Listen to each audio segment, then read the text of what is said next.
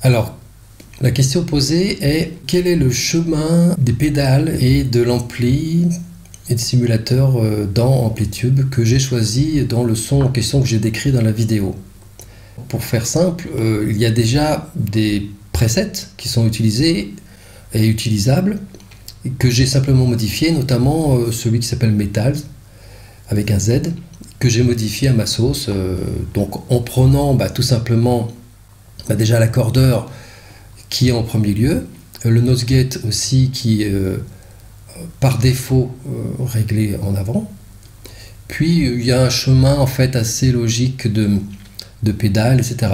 Notamment, donc j'ai rien mis dans la case Stomp A, puis Stomp B, il suffit que vous voyez ça sur l'écran pour que vous soyez tout à fait au courant. Si vous avez les petits JPEG que je vous ai donnés dans la vidéo de présentation, donc ce sera facile de vous repérer parce qu'il suffit de les afficher, même si vous n'avez pas le plugin Amplitube 3. Il est en démonstration, c'est facile de télécharger aussi. Vous avez les pédales Swell et Step Filter qui sont par défaut donc en Stomp B, c'est juste une manière de s'organiser.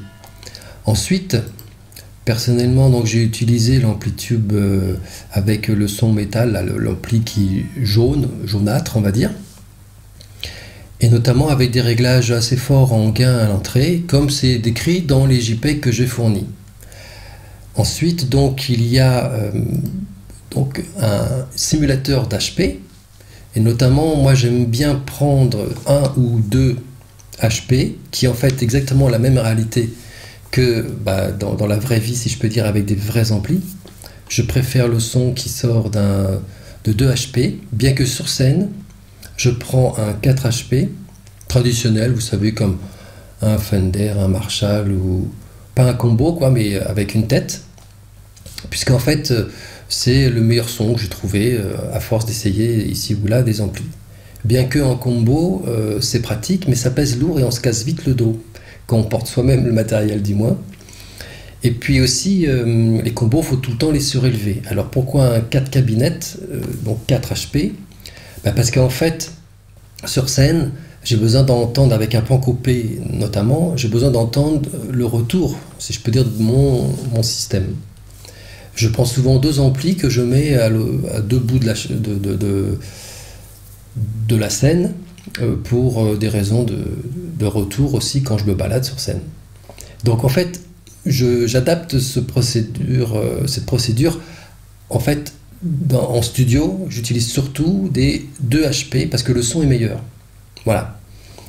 4 HP, si je dois mettre des micros un peu plus loin des enceintes, pour avoir de la room, comme on dit, c'est-à-dire en fait de la pièce ambiante ou de la résonance de l'ampli, ou des HP par exemple assez loin, à 1 mètre, ou peut-être un micro derrière le HP. Donc en fait, les meilleurs résultats que j'ai trouvés en 30 ans, on va dire que c'est avec les 4 HP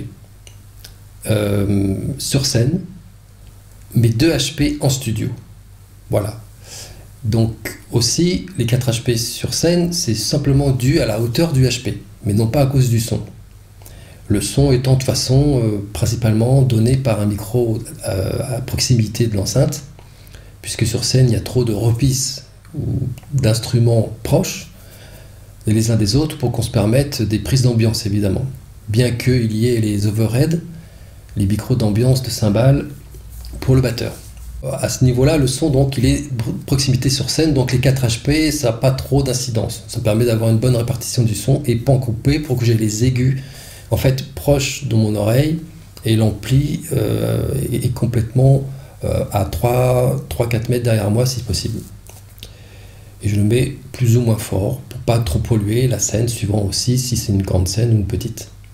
Ensuite, donc en studio, on essaie de prendre un peu de room, de place, d'ambiance de la salle qui peut être intéressant. Et là, donc l'amplitube imite tout ça. On peut mettre un micro d'ambiance derrière, etc. Là, dans le cas, moi j'aime bien les prises directes, quoi. C'est peut-être une histoire personnelle, mais bon, souvent j'ai le meilleur résultat de mix. Et puis on peut très bien mettre une room en effet reverb au mix, ou une petite reverb, quelle qu'elle soit. Mais j'aime bien le son, si ça doit être rock, un son cru, gauche-droite, une guitare à gauche, une guitare à droite. Donc voilà, donc là j'ai réglé sur ce qui me semblait être le mieux, avec une imitation d'un C414 qui encaisse beaucoup les dB avec un vrai micro, mais là il est simulé, il est très bien simulé. Ensuite, il est à gauche et à droite, hein, s'il y avait besoin, si j'avais deux réseaux de pédales, donc en câble A et B. Puis ensuite, le chemin continue dans un équaliseur, qui serait en fait la suite post-micro. Hein, donc on se retrouverait déjà dans une table de mixage dans lequel j'ai mis un équaliseur, en fait plutôt d'appoint, parce qu'en fait j'ai mis je crois 1 dB dans les graves, vers les 100 Hz, ce qui n'est pas très utile, mais on n'entend même pas. Hein. Par contre, les médiums et les écus, c'est juste au cas où, si j'avais besoin de durcir le son tout de suite dès la prise, mais je me réserve toujours une dose d'aigu, donc à mettre au mixage. Comme ça, je prends aucun risque si je veux un son plus feutré ou plus agressif, plus rock, plus métal s'il faut. Puis ensuite, j'ai mis donc une reverb, un écho et une reverb, et dans ce sens-là, pour que l'écho ait de la reverb aussi, la répétition et de la reverb aussi. Donc j'ai pas, et le premier coup, c'est la guitare en direct, qui elle va avoir de la reverb, et les coups qui suivent de l'écho, en fait, sont plongés aussi dans la reverb, et non pas donc mettre la reverb puis l'écho, puisqu'en fait ce serait les taux de reverb qui feraient pas, et puis il y aurait une espèce d'écho sur cette reverb, ça ferait un peu un truc étrange.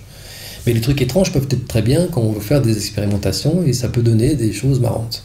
Mais là je l'ai mis d'une manière traditionnelle. Je vous fais réécouter le son.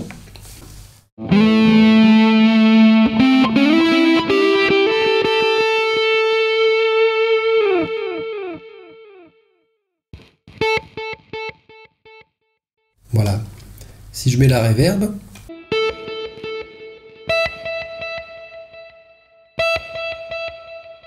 voilà, on entend la reverb qui est aussi sur l'écho. Voilà, donc rien ne vous empêche de voir les détails de reverb au mixage, ça permet de faire moins de bêtises lors de la prise, puisque des fois la dose n'est pas adéquate, soit on n'en a pas besoin, soit on en a besoin, donc il vaut mieux laisser faire le mixeur si on ne sait pas, ou remettre au mixage ce genre de détails. En plus, si on met la guitare à gauche ou à droite, la plonger ensuite au mixage dans la reverb, en send, donc le chemin c'est la guitare rentre dans une tranche et il y a un petit robinet qui va vers une reverb qui se fait écouter sur le master. Et si donc on met le panoramique à gauche, la reverb, elle, sera toujours en stéréo. Moi je préfère ça, mais des fois ça peut être bien vu d'avoir une reverb spécifique, parce qu'on la met dans l'insert de la tranche pour avoir une reverb que sur cette guitare-là, ou sur une tranche de groupe, hein, même si on n'est pas dans Cubase, c'est le même principe tout ça. Voilà.